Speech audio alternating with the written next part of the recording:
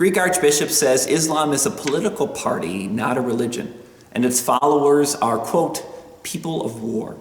In a televised interview pictured here, the Greek Archbishop of Athens was asked about Greece's independence in 1821 from the Ottoman Empire.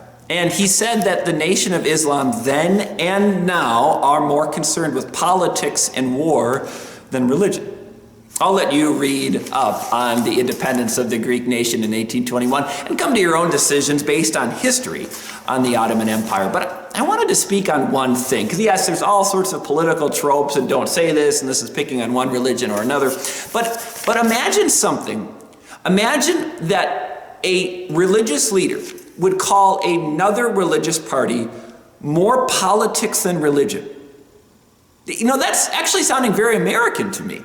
It sounds very American for a Greek to call a Muslim this, because in Americans you see a lot of religions who decide that they're going to become political. You see a lot of churches and organizations who decide what people need on Sunday morning is not God's word and comfort, but rewarm CNN.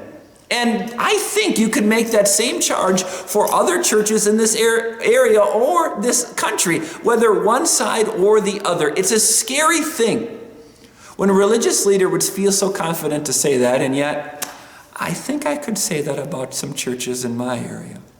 I hope you couldn't say that about me, though.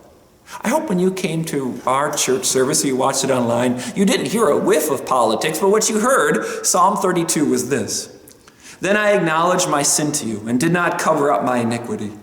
I said, I will confess my transgressions to the Lord, and you forgave the guilt of my sin. This is what you need more than politics, more than anything in this world. You forgave the guilt of my sin. Sins forgiven. Burdens lifted. Guilt gone.